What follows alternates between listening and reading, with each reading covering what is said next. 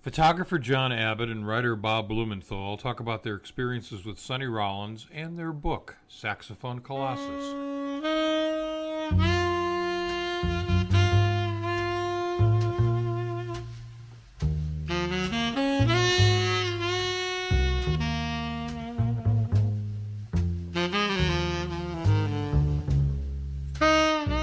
You've written about Sonny several times. Why did you take the five-essay, the five-chapter idea in this book? There was something about Saxophone Colossus. First of all, it's one of his greatest albums.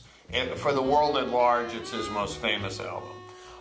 The organization of the album is such that it had 5 tracks, and the more I thought about it, they represented aspects of his music that gave me a way to organize talking about him. I keep stressing to people, this book is not the making of Saxophone Colossus. It's not that kind of book. Just as I use the names of the tracks as chapter titles, but there's always a subtitle because the St. Thomas chapter is not just about St. Thomas. It's about Sonny's rhythmic concept, his use of calypso rhythms, and his relationship with drummers generally and Max Roach specifically. And as I looked at the Saxophone Colossus album, I realized that just about everything that I wanted to say about Sonny, or that I feel is important about Sonny, could be done with the organizing structure of the book. And I had mentioned to you that when I began writing, I thought I knew where everything fit, but I might have to move certain things around.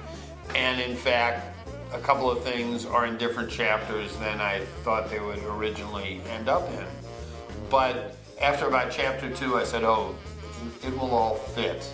So I heaved a deep sigh of relief and just kept plowing forward. And by that time, you had seen the first 2 chapters, and I had gotten feedback from you, and knew not only that it was working for me, but it was working for you. Did you ever have the idea that you would do a linear biography, or that we would attempt from 1930 to 2010, where you would capture, what Sonny Rollins had for breakfast, that sort of thing? No, and there were a couple of reasons. First of all, because your photographs are so strong, and I've said to you many times, I said, be prepared, John, that somebody's going to complain there's no photo of Sonny Rollins with a mohawk, but of course you weren't photographing him then. Yeah, so I wasn't born then. So to do that kind of book would have called on a blend of your photographs and archival photography, which isn't really what we were looking for either. The other thing that sort of stopped me generally is I find so many biographies are driven by the more sensational episodes in an individual's life. And one of the things that strikes me about Sonny is that because he did find an answer kind of halfway along, that if you did that sort of chronology, you'd end up doing what many people do that I find less valuable, which is, well, this year he toured Japan, and next year he toured South America, and then he played at Carnegie Hall, and just going over his tax receipts basically to figure out where he went and everything. And I didn't see that would really convey much about Sonny the artist. Initially, my idea of starting this book, I was inspired by a book about Picasso in his later life, and I looked at it and I thought to myself, this is what a great artist hopes to be in their autumn, winter years, and I thought, this is what I know. This is the Sonny Rollins I know. This is the greatest artist that I've ever met and had the opportunity to photograph. So for me, let's talk about that. Let's talk about what he looks like, what he does, who he surrounds himself, what he does with the saxophone, with his family, with his band. And for me, that was kind of the inspiration for this book in the finite number of years that I've known it. I know that you had enough material to fill several books on Sonny. And I wonder if you could summarize what you went through to find the images that ultimately ended up in the book. I was looking at roughly 20 years of pictures, all organized. And I think one of the things that I did was that just before we got the book signed by Abrams, I decided I needed to do a little bit more in terms of behind the scenes. So I actually went on tour with him, and quite a few of these pictures are in the book. But I think the selection process for me is, I sort of break up my photography of Sonny into three categories. One is portraits, one as performance, and then the third, which would be either sort of backstage or in more reportage. More candids. More candids, right.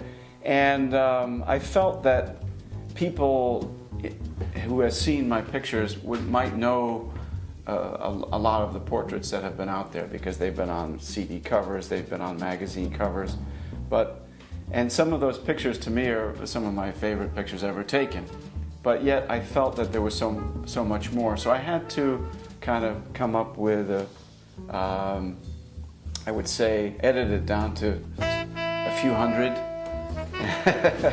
And then I was, out of those few hundred, I actually, on this table right here, I made contact sheets with the pictures about that big, right? And so I laid them out, but I did it after reading your essays, the 5 essays. So I read the 5 essays, and I tried as best I could, as a non-writer, to integrate, if you will, the 5 different kinds of pictures that might fit with your words. And that's sort of, it was kind of a loose thing, but it worked. So then I was able to kind of lay it out, and I had help from I looked at it a long time, and I had help from my wife and my daughter, who helped me sort of say no, no, no, yes, yes. And ultimately it went down to about 100, and wasn't easy because leaving out things. Oh, sure. But as what is it Miles said, or Dizzy would say, the notes I leave out are as important as the notes I put in. Well, and I know we talked about what it meant to collaborate, and that that I didn't really want to try to write to specific photographs, and you didn't want to have to match up that clearly. Right. And I had told you about interviewing Elvin Jones. This became a kind of a byword of ours as we did this.